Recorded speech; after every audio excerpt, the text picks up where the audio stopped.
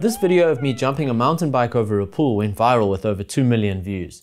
It's my third viral video, after a pod of Cape Tonian humpback whales blew up in 2016 and was bought by the BBC, and a pod of trail runners blew up in 2023 and had to be taken down because of all the racist comments. I'm pretty sure going viral is just dumb luck, but here's the story of how I got into making money from video anyway.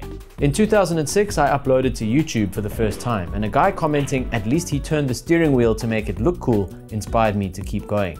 At 16, the Sony W80, and at 18, the Sony WX5 were my compact point-and-shoot cameras of choice. That meant I was always a group social photographer, and I got my first action sports shot while snowboarding in Austria in 2010.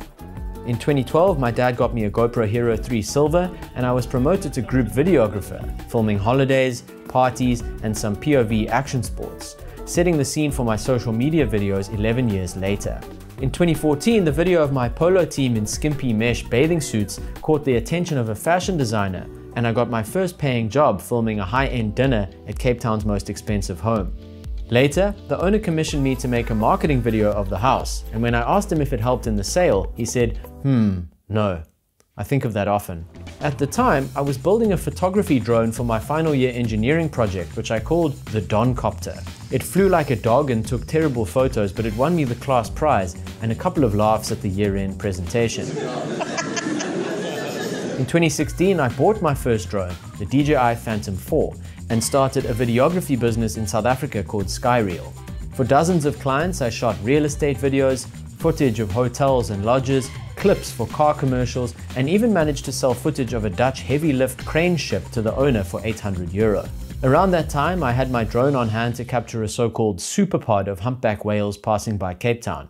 It blew up on Facebook and YouTube, and within a few days I struck a deal with the BBC. They'd pay £10,000 to use the footage in the upcoming Blue Planet 2 with David Attenborough.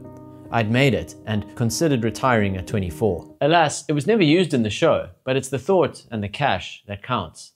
In 2018, I was midway through a data science master's and applied to a job as a data scientist at a startup called Explore. For 5 years, I produced over 150 instructional data science videos, cutting my teeth in script writing, quick edits, and voiceovers. Divided by the sampling distribution standard deviation, which is 5, divided by 5. Earning my title of the voice of Explore from the CEO.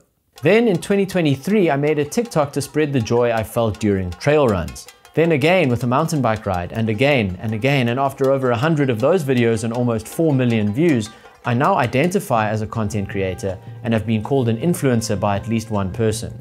Renowned business builder Daniel Priestley, when he's listening to a pitch, says, "I want to see that you're doing something that aligns to what you've always been doing. I want to see that this goes back to age 10. I want them to start the story a long time ago." For years, I tried to force a career that I didn't want as a data scientist or a software developer because society said that it was the right thing to do.